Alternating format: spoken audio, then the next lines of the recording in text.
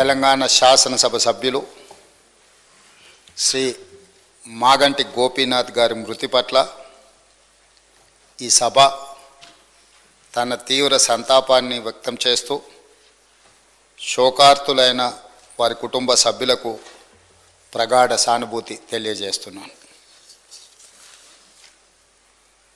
అధ్యక్ష, మనందరికీ దాదాపు ఈ సభలో ఉన్న చాలామంది సభ్యులకు, ముఖ్యంగా హైదరాబాదు నగరంలో నివసించిన వాళ్లకు, చదువుకున్న వాళ్లకు, చిన్న వయసు నుంచే మాగంటి గోపీనాథ్ గారు మిత్రుడు.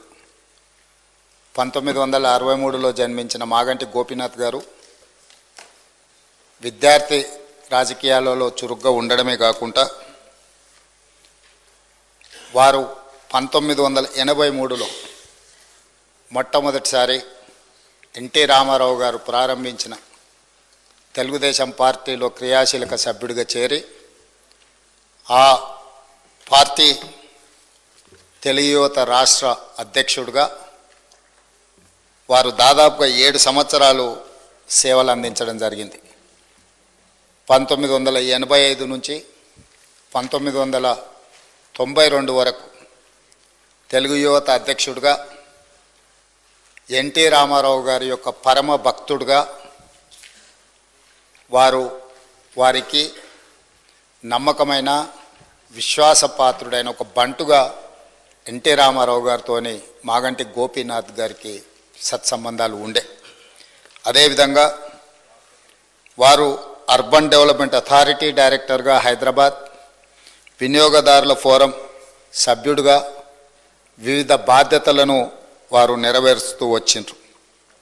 అదేవిధంగా వారు సినిమా రంగంలో నిర్మాతగా, విద్యార్థి రాజకీయ నాయకుడిగా, ప్రజాప్రతినిధిగా తెలుగుదేశం పార్టీలో ఎదిగి సినీ నిర్మాతగా కూడా వారు రాణించడం జరిగింది. అధ్యక్ష, పాత బస్తీ 1995లో సినిమా తీవడము, అదేవిధంగా రవణ 2000 సంవత్సరంలో నటశేఖర కృష్ణ గారిని హీరోగా పెట్టి వారు ఒక గొప్ప చిత్రాన్ని నిర్మించడం, భద్రాద్రి రాముడు 2004లో, నా స్టైలే వేరు 2009లో, ఇలాంటి తెలుగు సినిమాల నిర్మాతగా కూడా వారు రాణించడం జరిగింది.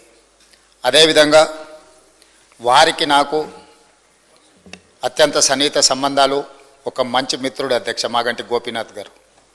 2014 సంవత్సరంలో నేను రెండవసారి శాసనసభ్యుడిగా, మాగంటి గోపీనాథ్ గారు మొట్టమొదటి శాసనసభ్యుడిగా ఈ సభలో మొట్టమొదటి తెలంగాణ రాష్ట్ర శాసనసభలో కలిసి పనిచేయడం జరిగింది.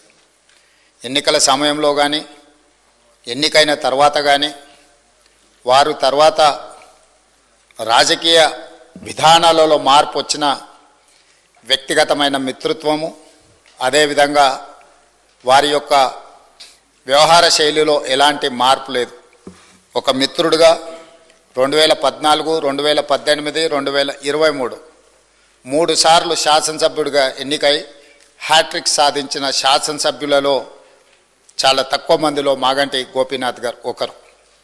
ఈరోజు అనుకోని పరిస్థితుల్లో వారు అకాల మరణం చెందడం ఈ సభలో ఉన్న సభ్యులకే కాదు, వారి కుటుంబానికి, జంట నగరాలలో పేదలకు వారి లేని లోటు ఈరోజు మనందరం చూస్తున్నాం.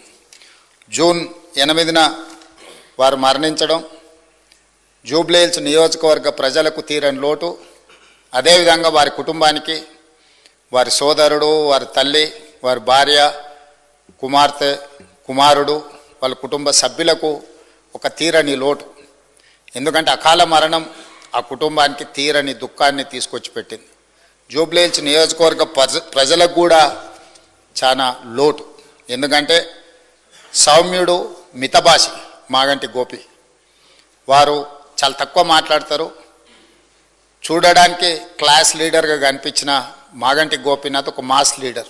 జూబ్లీహిల్స్ ప్రాంతంలో ఉండే, ఆ నియోజకవర్గంలో ఉండే బస్తీలలో పేదలతో వారికి ఉన్న సన్నిహిత సంబంధాలే, రాజకీయాల పరిస్థితులు ఆటుపోట్లు ఉన్న 3 సార్లు శాసనసభ్యుడిగా ఎన్నికై ఆ ప్రాంత ప్రజలకు వారు సేవలు అందించడం జరిగింది. ఈరోజు ఈ సభ వారి కుటుంబానికి మనందరం అండగా నిలబడాలి. అదేవిధంగా వారి ఆత్మకు శాంతి చేకూరాలి. అలాంటి అరుదైన ప్రజాసేవలో ఉన్న ప్రజాప్రతినిధులు కోల్పోవడము మనందరికీ తీరని లోటు.